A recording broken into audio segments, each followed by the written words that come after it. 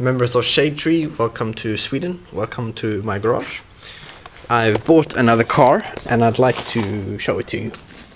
This isn't it, of course. This is the Racing Miata, from which you have seen some movies earlier. In here is the newest car. This is German. It is not a Volkswagen. It is not a BMW, and it is very obviously not a Porsche. Can you tell what it is? John knows already, but the rest of you guys can guess. Not an easy guess, because this was never sold in the US. This is an Opel Olympia. This was built in 1956 and exported to Sweden. 1956, Opel was building cheap, robust, reliable cars for a post-war German, post-war European market. General Motors had regained control of their factories in Germany after this annoying guy that you might have heard of called Adolf was finally disposed of. Because in the early years of the war, General Motors completely lost control of their factories in Germany, and the Nazis used them to make guns and tanks and bombs and crap like nobody else ever really needed. The fender is on the roof. And yes, I should have done this movie before I started piling stuff on top of it and before I put it on jack stands, but anyway, here it is. Here is the cockpit, where you are in control of 46 ramping horsepowers, or at least they were 46 1956. I don't know how many they are today, but let's have a look at the power plant. Ta-da! I have to zoom in so you can actually see it. As you can see, I've started working a bit on the fuel system. Gonna get that all cleaned up nice.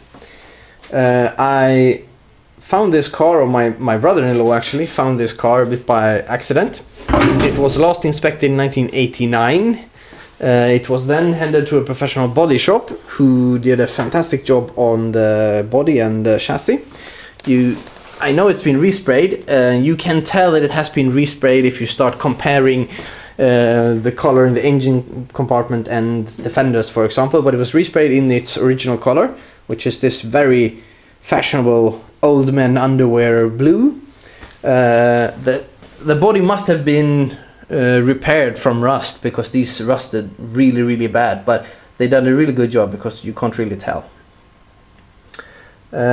After that renovation, it was never actually assembled properly.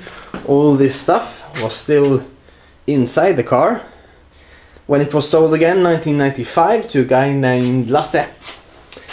Lasse had the best intentions to put it back together, but he never did. So now in 2011 my brother-in-law found it. He talked the man down like only my brother-in-law can, so the price was very low. But my sister said, stop, you're not allowed to buy another project. Can't imagine why, really. So I got to buy it instead. Goal of this car is to put it back together, do some light renovations. I've already started on the brake system, open up all the brake drums and clean them and lube them up and so on. I exchanged all the brake lines in the car for new copper ones and renovated the master cylinder.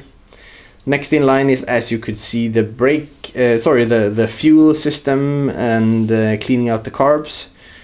Then I have to build a new exhaust system from scratch, because the old one was just made out of rust, and when I touched it, it disappeared.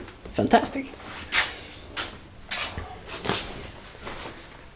Goal is to have it inspected and approved in the spring, and then actually sell it again.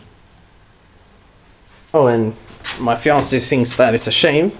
She thinks this has character and I should keep it. And she has named it Aussie. All right, to be continued. Bye bye.